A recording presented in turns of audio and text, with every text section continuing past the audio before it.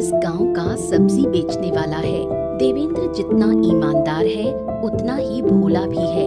गांव वाले उसे धोखा देते रहते हैं, लेकिन वो कुछ नहीं कह पाता। इस भोले लड़के को लेकर देवेंद्र की माँ बूढ़ी बहुत चिंतित रहती है। अच्छा माँ, चलो अब मैं जा रहा हूँ। देखो मैंने खाना वाना सब बनाकर रख दिया है, आप बढ़िया से खा लेना, ठीक है? आप बीमार हो तो इस हालत में कहीं भी काम पर मत निकल जाना। जोश जोश में निकल गए, नहीं नहीं नहीं नहीं, आराम करना है। और मैं दोपहर में आकर आपको फिर से खाना खिलाऊंगा, ठीक है ना? बोलो हाँ। किसने कहा कि मैं बीमार हूँ? थोड़ा बहुत जुकाम हुआ है, इतना क्या हुआ? तुम्हें इतना कष्ट करने की जरूरत नहीं है। मैं दोपहर में तुम्हारे यहाँ भात लेकर चली आऊंगी। बिल्कुल नहीं। अरे कविराज वैद्य जी ने आपको आराम करने के लिए कहा है ना। आप वैद्य की बात नहीं मानोगे, अपने आप से चलोगे क्या? देखो बात मानो तभी आप ठीक होगी। नहीं, जरूरी नहीं कि तुम दोपहर में आओ। मैं भात लेकर खुद चली आऊंगी। ओहो, तुम इतना जिद क्यों करती हो माँ? अच्छे से जानती हो कि तुम्हें इतना काम करने में नहीं दूंगा, इसीलिए तो सुबह सुबह उठकर तुम्हारे लिए खाना बनाया हूँ। फिर भी तुम ऐसी जिद कर रही हो। तुम्हारे हर काम में ज्यादा ही हल्ला होता है। घर का काम मैं देखती हूँ, तुम सब्जी का काम देखो, बस इतना ही काफी है। ओहो, इतनी बात मैं नहीं सुनना चाहता माँ। तुम क्या बोलूं? तुम्हारे बिना इस दुनिया में मेरा और कोई नहीं है, समझो ना। अगर तुम्हें कुछ हो गया तो मैं कैसे रहूंगा माँ? इस गांव में कोई मुझे पसंद नहीं करता और तुम भी ऐसी बातें करती हो। यही तुम्हारी सबसे बुरी आदत है। कहीं नहीं जाऊंगी तो काम कैसे चलेगा? तुम तो मेरे सबसे प्यारे बेटे हो। चल अब सावधानी से जाना, दोपहर में आ जाना। हो ठीक है ठीक है, लेकिन तुम भात लेकर मत जाना। मैं आकर साथ में खाना खाकर फिर जाऊंगा, ठीक है? ठीक है बेटा, वैसा ही होगा। अब जाओ, बहुत देर हो रही है। इतनी देर से दुकान खोलोगे तो कोई फायदा नहीं होगा। देवेंद्र पूरे दिन ज्यादा सब्जी बेच नहीं पाता। बेच भी लेता है तो गांव वाले उसे धोखा देते हैं। इसके कारण देवेंद्र बहुत दुखी रहता है।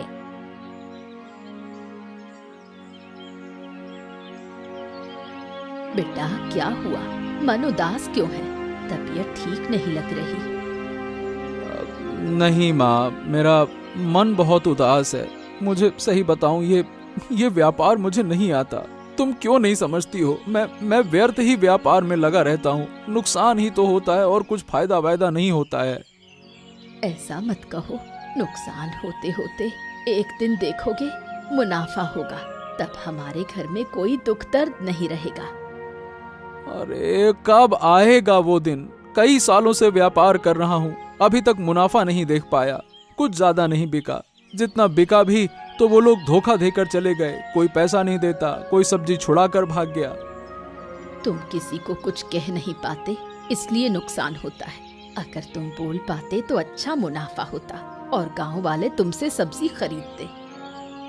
मैं क्या करूं माँ? मैं न कुछ कर पाता हूँ, न किसी से कुछ कह पाता हूँ।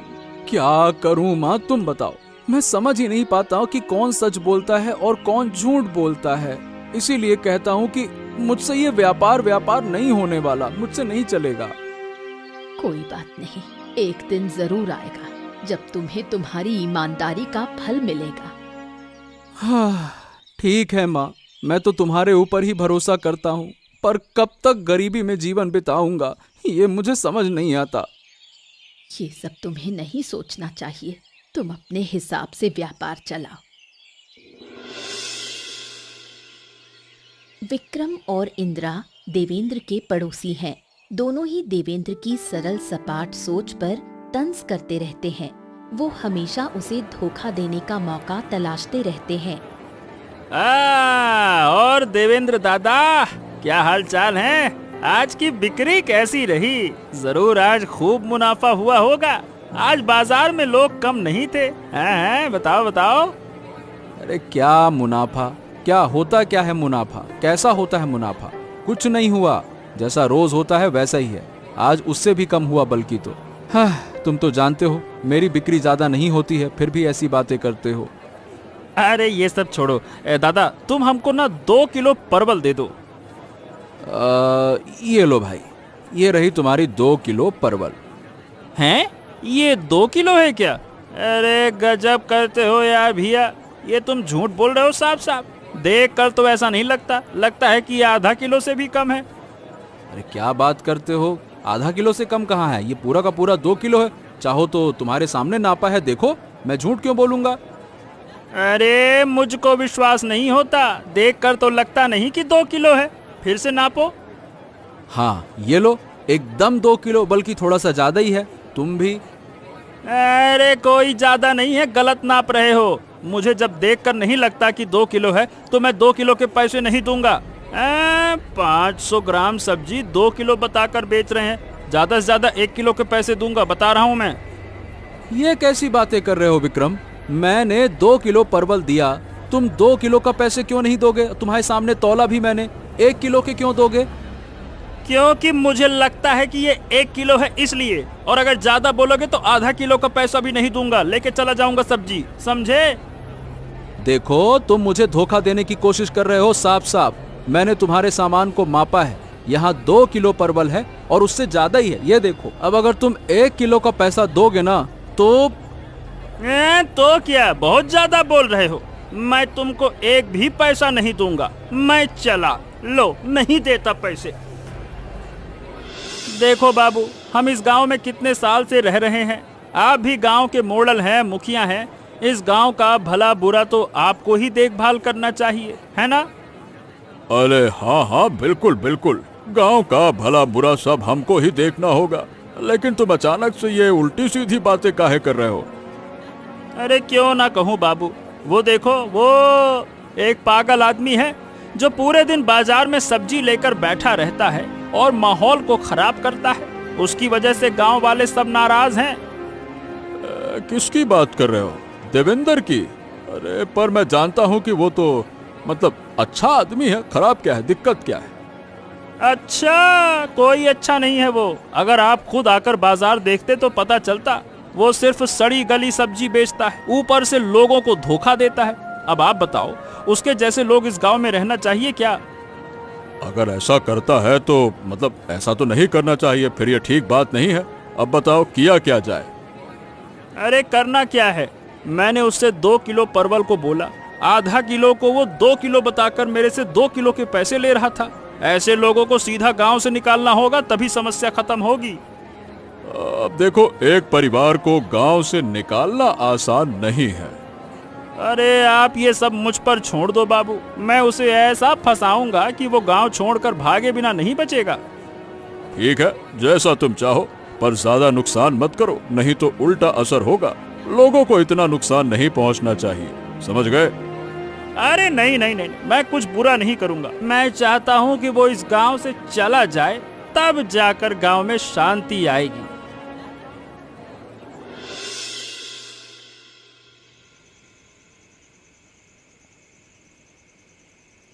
बोल बेटा, और कितना रोएगा? मैंने तुम्हें इतना समझाया, फिर भी तुम क्यों नहीं समझते? क्या करूं माँ, मैं क्या करूं? मैं इतना भोला क्यों हूँ माँ? मैं क्यों हूँ ऐसा? तुमने मुझे बचपन से चालाक क्यों नहीं बनाया? चालाक बनाया होता तो मुझे इतना अपमान सहना नहीं पड़ता ना। यही सही मौका है, अब तुम सरल सपाट हो। लोगों का तुम्हारे साथ कैसा व्यवहार है ये देख पा रहे हो, कौन कैसा है ये भी समझ रहे हो। मुझे इस तरह का मौका बिल्कुल नहीं चाहिए। तुम्हें अभी पता नहीं है माँ, गांव वाले मेरे साथ कैसा व्यवहार करते हैं। मुझे बेवकूफ समझकर क्या क्या तो भी कहते हैं। मुझे क्या बुरा नहीं लगता माँ, बताओ? मुझे पता है तुम्हें बहुत बुरा लगता है, लेकिन लोग इसे नहीं समझते, ये सब मानना पड़ता है। बहुत सह रहा हूँ माँ, अब और सहन नहीं कर सकता। मैं सही बताऊँ, मैं ये काम करना बंद करना चाहता हूँ। जिन्हें मैं अपना समझता हूँ वो भी आकर मुझे धोखा देते हैं, अपमान करते हैं। मुझसे नहीं सहा जा रहा, मुझे बहुत दुख होता है।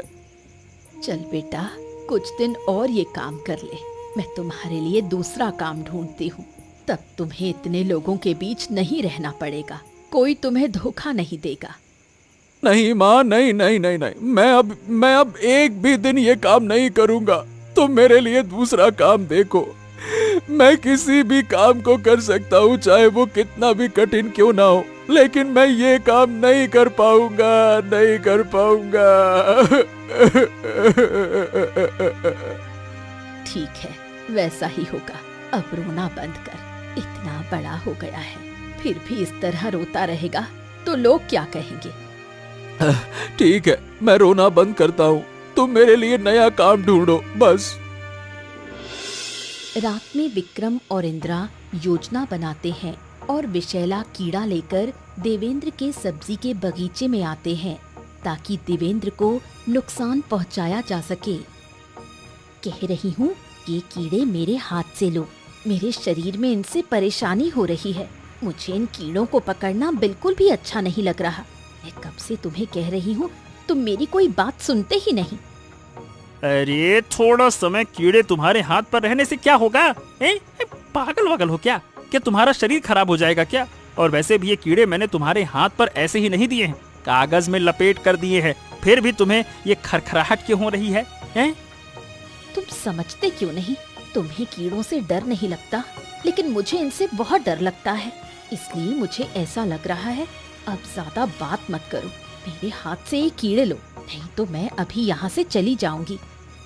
अरे तो क्या तुम यहाँ पे मुझसे झगड़ा करने आई हो क्या? अरे घर पर झगड़ा करोगी तो क्या हो जाएगा? अब यहाँ इस सब्जी के बगीचे में भी मुझसे झगड़ा करोगी। चुपचाप काम पूरा करो और यहाँ से चलो, नहीं तो। ये कीड़े भारी हैं क्या कि मेरे हाथ से नहीं लिए तो तुम्हारा काम पूरा नहीं हो पाएगा? मेरे हाथ से ये कीड़े ले लो, नहीं तो मैं अभी चिल्ला दूंगी। ठीक है ठीक है ठीक है ठीक है, लाओ मेरे हाथ में दे दो। अगर मैं तुम्हारे साथ और कोई काम करता हूँ तो देख लेना तुम। मुझे भी तुम्हारे इस बुरे काम में तुम्हारी मदद करने की इच्छा नहीं। जो करना है करो, अगली बार मुझे इन सब चीजों में मत फंसाना। यहाँ आने से बेहतर था घर में सोती रहती, वही मेरे लिए अच्छा था। अरे अब क्या चुप रहोगी महारानी? चुप हो जाओ, चुप हो जाओ। हम काम पूरा करेंगे या ऐसे ही झगड़ते रहेंगे? पटर पटर पटर पटर।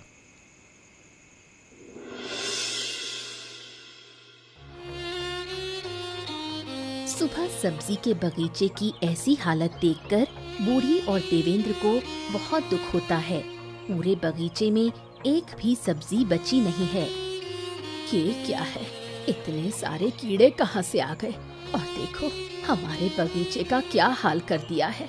अचानक इतने सारे कीड़े आना ठीक नहीं है। पता नहीं कब आए माँ, कल शाम को ही तो मैंने बगीचे को ठीक ठाक से देखा था। तो ये काम तो रात में हुआ होगा, पर इतने सारे कीड़े कैसे आए? और ये सामान्य कीड़े नहीं है, ये जहरीले कीड़े हैं। अगर कोई सामान्य आदमी ये सब्जी खाए तो उसकी तबीयत बहुत खराब हो जाएगी। अरे मुझे लगता है कि शायद चलते चलते हमारे बगीचे तक आ गए होंगे। अगर ये कीड़े खुद चलते हुए आते तो पूरे बगीचे में इतने सारे कीड़े नहीं होते। जरूर कोई दुश्मन हमारे बगीचे में ये कीड़े छोड़ गया है। क्या बात कर रही हो? पर ऐसा कौन करेगा? हम किसी को नुकसान तो नहीं पहुंचाते, किसी से हमारी कोई दुश्मनी भी नहीं रखते। जो लोग हमें पसंद नहीं करते वो ऐसा जरूर कर सकते हैं। ये बात तुम समझे नहीं क्या? तुम्हारे साथ ये क्या हुआ है, तुम समझ नहीं पा रहे? अरे माँ, मतलब वो थोड़े बहुत छोटे मोटे बुरे काम थे, लेकिन इतने बड़े काम के लिए कोई ऐसा करेगा? बाप रे बाप, अब क्या करें माँ? मुझे कुछ समझ नहीं आ रहा। अब हम जीवन कैसे चलाएंगे? नया काम शुरू करने में भी तो काफी समय लगेगा। मेरा सब्जी का बगीचा कैसे खत्म हो गया। चलो माँ, पहले इन जहरीले कीड़ों को मारने की कोशिश करते हैं, नहीं तो पूरे गांव में फैल जाएंगे।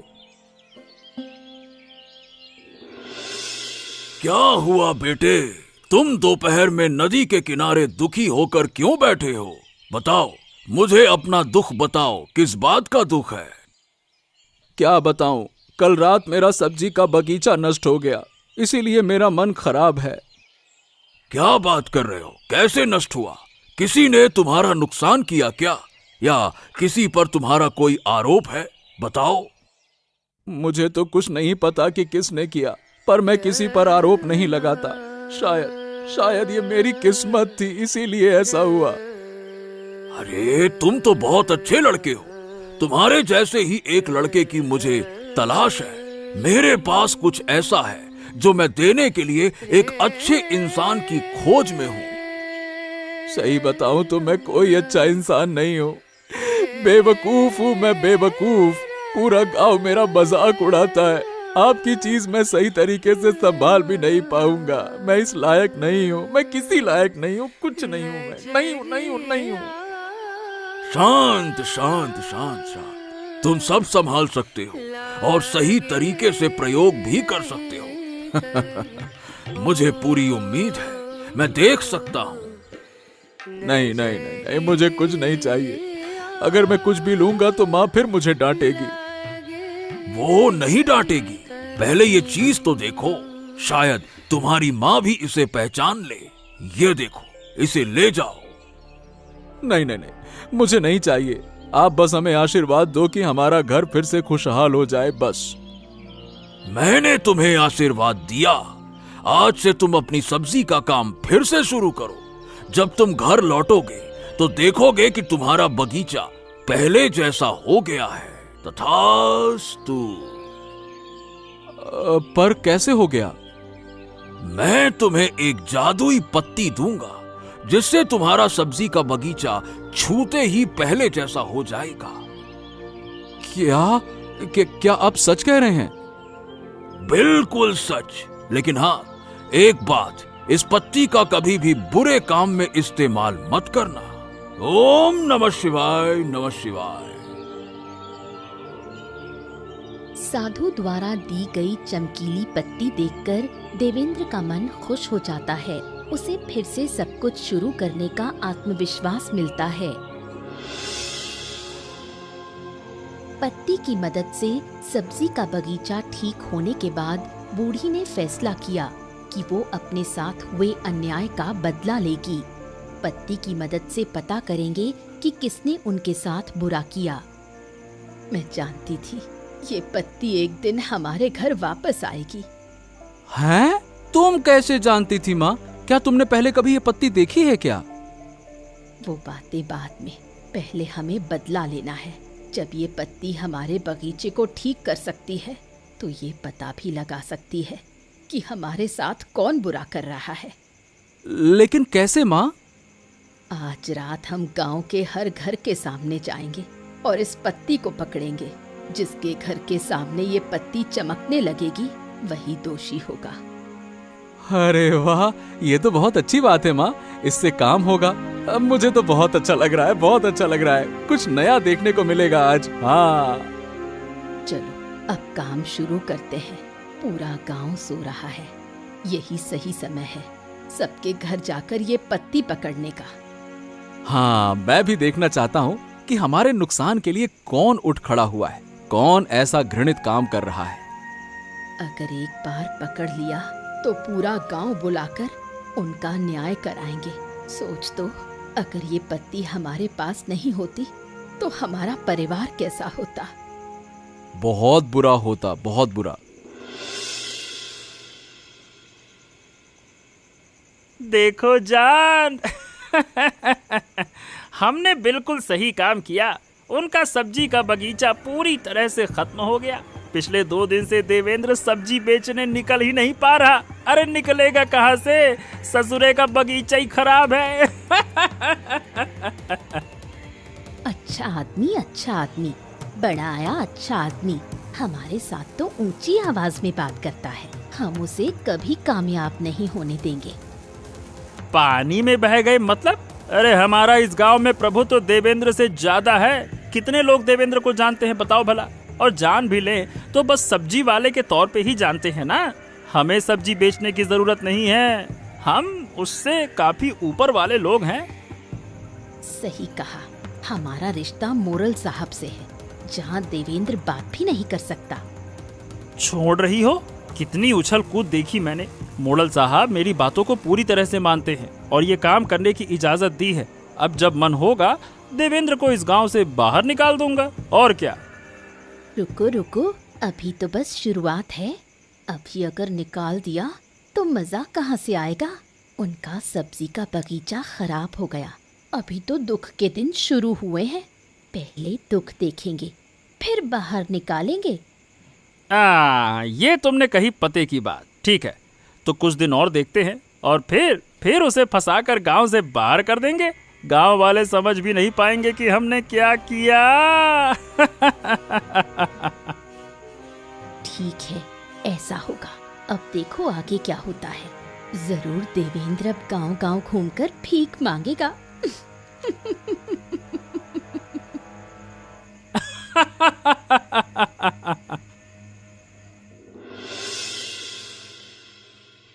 हाँ माँ, जब से ये पत्ती हमारे घर में आई है, आहा, तभी से गांव वाले मुझे प्यार करने लगे हैं। मैं सबकी मदद करने की कोशिश करता हूँ। हाँ, तुझे प्यार करते हैं, इसका कारण ये है कि तू सबकी मदद करता है। पहले तो मदद करने की हालत नहीं थी।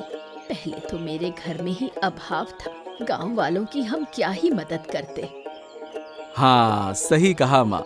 अब गांव वाले मुझे धोखा नहीं देते। सब मेरी इज्जत करते हैं, प्यार करते हैं और प्यार से बहुत कुछ देते हैं। कुछ पैसे भी देते हैं। देखा, मैंने कहा था ना, हमारे अच्छे दिन जरूर आएंगे। हमेशा दुख के दिन नहीं रहते। ऊपर वाला हमारी परीक्षा ले रहा था और हम परीक्षा में पास हो गए। वो साधु बाबा ने हमारी बहुत मदद की है। अगर उन्हें फिर से देख पाऊं तो मैं उन्हें धन्यवाद दूंगा इतनी मदद के लिए। शायद किसी दिन तेरे अच्छे कर्मों के कारण उनका दर्शन हो जाएगा। अब हमारा एकमात्र उद्देश्य है कि गांव वालों को अपने पक्ष में लाना। लेकिन माँ, क्यों? नहीं तो जिसने हमारे साथ अन्याय किया है उनसे हम बदला नहीं ले सकेंगे। गांव वाले हमारे पक्ष में होंगे तभी बदला लेना संभव होगा। क्या बदला लेना जरूरी है? जरूरी है, केवल हमारे लिए नहीं। अगर आज हम उन्हें छोड़ देंगे तो कल शायद वो औरों को भी नुकसान पहुंचाएंगे। आज बदला लेंगे तो वो दूसरों को नुकसान पहुंचाने से पहले सोचेंगे। हाँ, ये बात तुमने सही कही माँ। तो मतलब बदला लेना जरूरी है। ठीक है, मैं सब व्यवस्था करता हूँ कैसे क्या करना है। सब कुछ धीरे धीरे करना है, जल्दबाजी ठीक नहीं। हमें धीरे धीरे आगे बढ़ना होगा, नहीं तो कोई हमारी बात नहीं मानेगा। ठीक है माँ, जो तुम कहोगी मैं वही करूंगा। तुम देखो अब।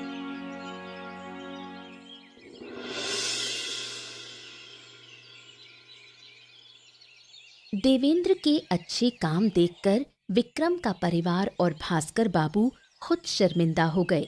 वो फैसला करते हैं कि देवेंद्र के परिवार के पास जाकर माफी मांगेंगे। अरे मोड़ल मशाह, मुखिया जी, आप मेरे घर पर। मेरा सौभाग्य है कि आप पधारे। मतलब मैंने कभी कल्पना नहीं की थी कि आप स्वयं मेरे घर पर आएंगे। आइए ना, आइए आइए, बैठिए बैठिए बैठिए।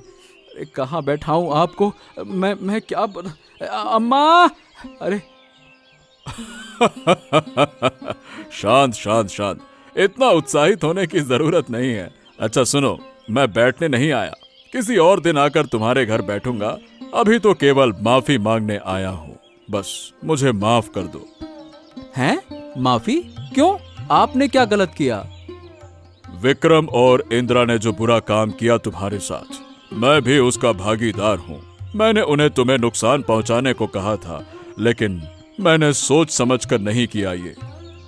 ओह, विक्रम का तो मुझे पता था, लेकिन आपका मुझे नहीं पता था कि आप भी। खैर, अब जब आप खुद ही माफी मांगने आए हैं तो मैं क्या कहूँ। अरे बस तुम ये कह दो कि तुम हमको माफ कर रहे हो। बस हम तुम्हें बेवजह गलत समझ बैठे।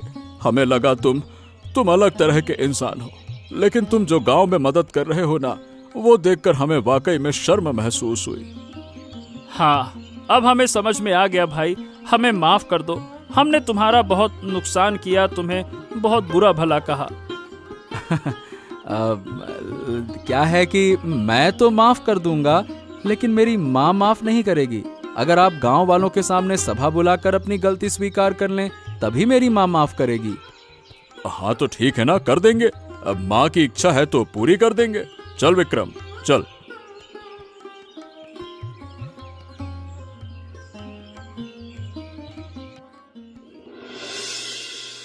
हाँ, बताइए बाबू, आप क्या कहने के लिए बुलाया है सबको?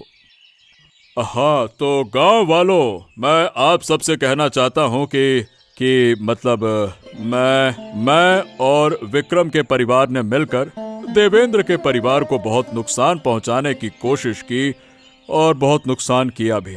आप सभी के सामने मैं आप सबसे और देवेंद्र से माफी मांगना चाहता हूँ। हाँ, मैं भी माफी मांगना चाहता हूँ। मैंने देवेंद्र को गलत समझा, सही समझ नहीं पाया, पर अब मैं समझ गया हूँ। देवेंद्र बहुत अच्छे इंसान हैं और इस गांव में देवेंद्र जैसा कोई दूसरा नहीं।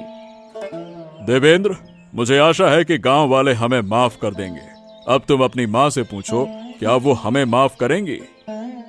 मैं क्या कहूँ, मैं पहले तो सोचती थी कि बदला लूंगी, लेकिन आप लोग खुद पछता रहे हो। मुझे कुछ कहने की जरूरत नहीं, पछतावा सबसे बड़ी सजा है। हाँ, तो अब हम मुक्त हैं। इतने दिन से सोचते थे कि आप हमें माफ करेंगे या नहीं करेंगे। हमने बड़ा घृणित काम किया ना, इसीलिए अब हल्का हल्का लग रहा है।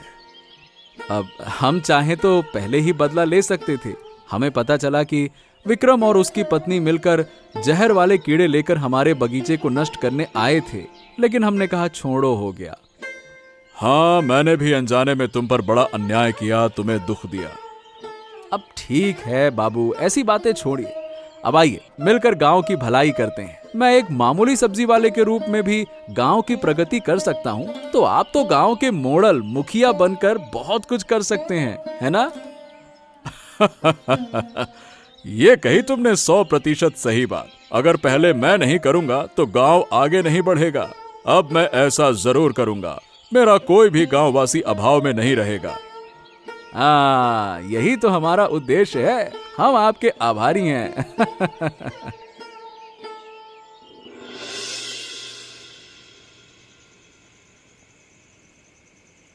सभी झंझटों के बाद बूढ़ी अब जादुई पत्ती का रहस्य खोलती है। ये पत्ती देवेंद्र के पूर्वजों की एक विरासत है। तूने मुझसे पूछा था ना इस जादुई पत्ती के बारे में, तब मैंने कुछ नहीं कहा क्योंकि हालात तनावपूर्ण थे। अब जब सब ठीक है तब मैं तुझे इसका असली रहस्य बता सकती हूँ। जरूर माँ, मैं जानना चाहता हूँ, बताओ ना, ये पुत्ती इतनी खास क्यों है? ये कोई साधारण पुत्ती नहीं हो सकती, बताओ ना। बिल्कुल सही, वो साधु बाबा कोई सामान्य इंसान नहीं। वो साधु बाबा हमारे पूर्वजों की सेवा करते आए हैं और वो पत्ती हमारी पूर्व पीढ़ी की विरासत है। पूर्वज? ये किसी परी कथा जैसा लगता है ना? सही कहा, ये एक परी कथा जैसा है। हमारी असली जिंदगी में भी ऐसी घटनाएं होती हैं जिनका मेल वास्तविकता से नहीं होता। ऐसा लगता है जैसे कहानी हो। तो वो साधु बाबा इतने सालों बाद फिर क्यों आए? इस पत्ती का सही वारिस अब तक नहीं मिला। जब साधु बाबा ने देखा कि तू असली वारिस है तो वो आए और वो पत्ती तुझे दी। क्या? माँ, मैं कैसे असली वारिस? मेरे पिता, चाचा, दादा तो थे। वो सब थे, लेकिन तेरे जैसा स्वच्छ मन वाला कोई नहीं था। अगर ये पत्ती उनके हाथ में जाती तो वो इसका गलत इस्तेमाल करते। साधु बाबा जानते थे कि तू कोई गलत काम कर ही नहीं सकता। सही कहा माँ, मैंने साधु बाबा से वादा किया है कि मैं इसका दुरुपयोग नहीं करूंगा। देखा, इस जादुई पत्ती के कारण तेरे जैसे एक सब्जी वाले का भाग्य कैसे बदल गया। सही कहा माँ, ऊपर वाला कब किसे किस स्थिति में ले जाता है कहना मुश्किल है।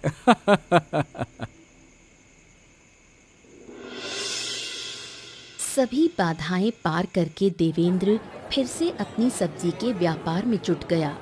अच्छे अवसर के बावजूद देवेंद्र अपनी जड़ें नहीं भूल पाया। उसने तय किया कि वो हमेशा सब्जी वाला ही रहेगा। क्या बात है देवेंद्र, आज सुबह सुबह तुम सब्जी बेचने क्यों आ गए? और क्या बताऊं बाबू, थोड़ी देर में यहाँ लोगों का आना जाना शुरू हो जाएगा, तब गरीब दुखियों को शर्म महसूस होगी आने में, इसीलिए वो सुबह सुबह ही आ जाते हैं और मैं उन्हें सब्जी दे देता हूँ। अरे वाह वाह वाह, क्या सोच है तुम्हारी, क्या सोच है। जवाब नहीं, हम तुम्हारे जज्बात अब तक समझ नहीं पाए थे। तुम्हारे कारण आज मैं खुद ही बाजार में आकर तुमसे सब्जी खरीद रहा हूँ। सिर्फ तुम्हारे कारण आया हूँ। हाँ, सही कहा। अब से हम धोखा नहीं देंगे, हम सही दाम देंगे। 500 ग्राम का 500 ग्राम और 2 किलो का 2 किलो पैसा देंगे। हाँ। हमेशा मुझसे ही सब्जी मत खरीदना, अन्य सब्जी वाले हैं उनसे भी कभी खरीद लेना, उनको भी अच्छा लगेगा। देखा, अपने नुकसान के बारे में सोचे बिना दूसरों का ख्याल रखते हो तुम्हारे जैसे लोग दुर्लभ हैं देवेंद्र। अरे ये कोई बड़ा काम नहीं है, ये सिर्फ इंसानों का साथ देना है ताकि वो दुखी ना हो। मैं जानता हूँ अभाव में रहना कितना दुखदायक होता है, किसी से हाथ भी नहीं फैलाया जा सकता। सही कहा, मैं तुम्हारे प्रति खुश हूँ और अब गांव की उन्नति के लिए जागरूक हूँ। क्या कहते हो विक्रम? हाँ बाबू, अब हम सब मिलकर गांव के विकास में काम करेंगे। हाँ। इसके बाद गांव के सभी लोग एकजुट होकर गांव के विकास में लगे। सबके मुख पर केवल एक ही बात थी, देवेंद्र की महानता। पर देवेंद्र जानता था इसका असली कारण क्या है। देवेंद्र और बूढ़ी मिलकर उस जादुई पत्ती की देखभाल करते रहे। ऐसे ही मजेदार कहानियां देख